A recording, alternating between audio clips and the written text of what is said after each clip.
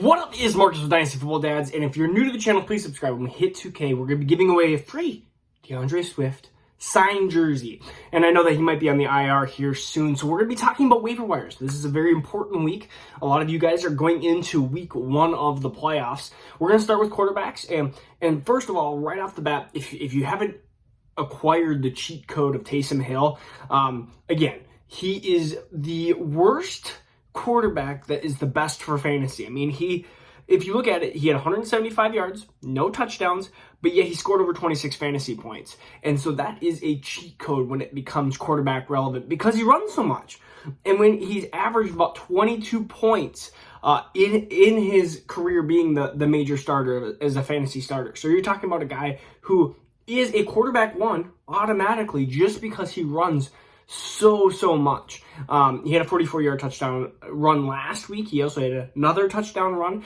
And with Alvin Kamara and that offense, they're going to be doing a lot of option stuff, and you're going to see a lot of Taysom Hill. But a lot of times Taysom Hill has been taken because you're in competitive leagues, so you want to know some different options. Tua Tagovailoa, I think I said that right. I always kind of butcher his name. He's been back on some waiver wires here, especially after the bye week. Some people couldn't survive the bye week, so look at some Patriots, look at some Dolphins. Those are some big things. But really, he plays against the Jets in Week 15. That's all that you need to know. Jets are horrible defense. They can't stop anybody. And so you look at the Dolphins. If you have Devontae Parker, who I strongly advise, you're going to see him in maybe the waiver wire receivers. I know he's been taken in a lot of receivers. But that is a huge wide receiver weapon. He had a really good year coming back. Is my head crooked? Yeah, I think it's crooked.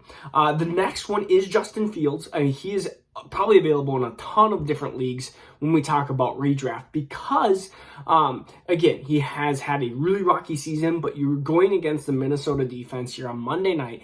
I always love having Monday night hopes. You never know. I've had some miracles that I've needed, and I've come through with those, and I've also had some miracles against me on Monday night. Especially playoff time, it is fun. He threw for 224 yards and 2 touchdowns against the Packers defense, which Packers defense is better than Vikings defense. Disclaimer out there. I mean, I'm a Minnesota fan, but that is something to note. I'm actually going to give you guys a picture. So we had a friend's Christmas, and I smoked a ham. And so if you want the easy, simple ham recipe, a lot of you guys are bros or guys out here that are probably might be even smoking some stuff. So I have pellet grill, and so if you of course don't want to listen to this, just skip like a minute ahead. But I did a ham. I'm gonna show you a picture here. I did 2 hams, and so I just did a simple like a brown sugar kind of honey glaze, honey and brown sugar glaze. But what I did is I smoked the ham for about 3 hours on 250-ish, and so that got the ham up to an internal temperature of about 120, 130, and then I put the glaze on, kind of basted it in between the slices and stuff. It's a pre-cut half ham, and so I did that for another half hour, probably half hour, 40 minutes, and then I chopped it all up, cut it all up, and oh my goodness, it was so delicious. I did a ham last year. It was really cool to have I mean, people were like, oh my goodness, this is so good. And I think it's so much better than oven ham. Get that little bit smoke flavor to it. If you do like a cherry or an apple, it really essentializes the ham, and I really like that. Okay, now to running backs, because you guys are like, I don't care.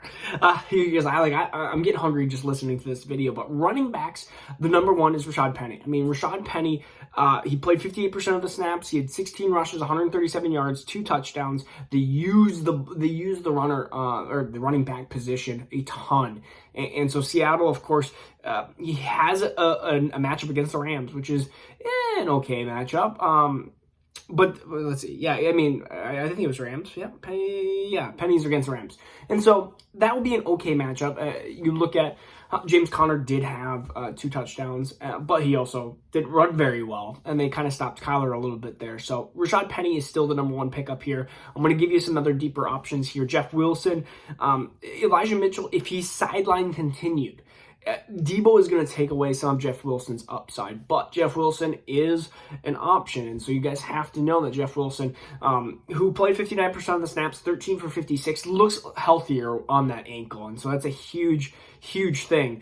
Debo, again, he had 8 carries, and he's going to take some of that important within the 20s, within the 10s type of work, that kind of that goal line area. And so that kind of stinks. But Mitchell, if he's out again, Jeff Wilson could be a flex play. Philip Lindsay, he landed on COVID-19 list on Monday morning, so we'll see Gaskin, Ahmed as well. And then another big kind of thing, Austin Eckler potentially hurt, so that could be a huge issue. Came out of the game, sprained ankle.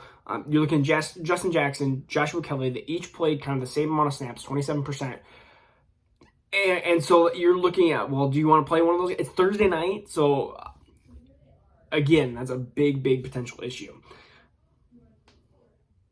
All right, we have a new background, new outfit. Sometimes you just get interrupted by dad things. This is why it's called Dynasty Dads, not just Dynasty Podcasts, because I'm a dad. Sometimes I get kind of interrupted through some stuff here. But we have two deep sleeper running backs. We have Craig Reynolds, of course, played 45% of the snaps. DeAndre Swift, kind of a warning that he might go to the IR. So when you look at that, along with Jamal Williams potentially still being able to miss next week with being on the COVID list, we'll have to kind of see how that goes.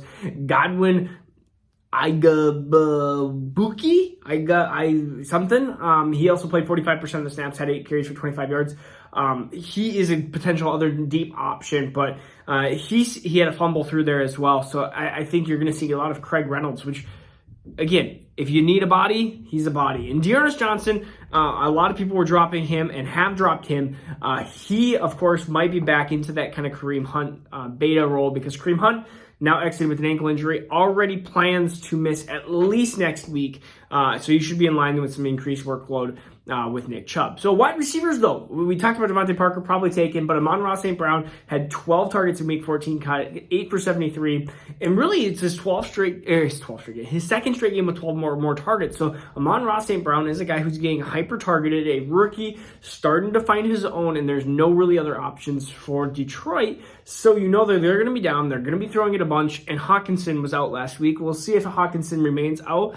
But again, Amon-Ra St. Brown is definitely an option. So Rashad Bateman was somebody that a lot of people dropped. They went from picking up to dropping. He was a hot add, a hot drop person, basically, because the last couple of weeks have been bad with Lamar Jackson. But if Lamar Jackson is gone, Tyler Huntley made actually Rashad Bateman go into a 7 for 103 game. He also made sure that Mark Andrews had a pretty good receiving game as well. So you're talking about if Lamar Jackson is gone, then Huntley might actually produce some really good value for Bateman. Bateman, again, is a hold. If you do have him, he's not a droppable candidate. And now for the most ugly pickup of the week, it is Robbie Anderson. He had 12 targets, 7 for 84 and a touchdown. I don't like it. But DJ Moore now with the hamstring issue, Robbie Anderson might be the guy left. He really might be. He might be the only option left on Carolina. And so if he is, think about DJ Moore production. You're talking about maybe even a high-end wide receiver 2 for a week or two if DJ Moore is gone. If DJ Moore is back, then Robbie Anderson maybe slides into a wide receiver 3, wide receiver 4, but sometimes you're going to need that because there's so many different injuries and things that happen. He's just a guy that you can definitely potentially rely on. Donovan Peoples-Jones led the Browns with 90 yards on 5 catches. I don't trust Baker as well. Robbie Anderson, Donovan Peoples-Jones, the Gabriel Davises, these are all type of wide receivers that, again, if desperate times come to desperate measures, these guys are options. Not amazing options, but again, sometimes you just need a body to fill in. And these guys can have that ability to produce these wide receiver 3, wide receiver 4 options in a desperate time. And so let's go to the tight ends. Hooper, again, you're talking about Baker Mayfield. So when the options are really Hooper, Ricky Seals-Jones, who really did nothing. He got 1 pass for 8 yards on 4 targets, but that is the waiver wire situation at tight end. You have 5 catches for 30 yards and a touchdown for Hooper. Again, you're in desperate times. And then Gerald Everett, who was great or good at week 13. Now, week 14 only saw 2 targets, caught both of them for 15 yards. And he caught a touchdown, which is the big factor in the red zone here. So Gerald Everett is probably my number 1 out of there just because Russell seems like he played a little bit better. And then Hooper, then Ricky Seals-Jones. But really, it's ugly. If Tyler Conklin's out there, of course you're taking Tyler Conklin and stuff, but he's probably not out there. I'm going to show you my, not a new addiction, but my football. This is what I've been doing. So I now have cards. Yep. Like I have, if I can do that right, like a Kyle Pitts card, Patrick Surtain, that's a 5 out of 5, Rashad Bateman, Devontae, my kind of cool card, where is it? My Zach Wilson, 10 out of 10. Or Zach Wilson, where is it? Zach Wilson, what is it? 43 out of 49 autograph. So I have definitely been adding to my collection way too quickly. I need to slow down.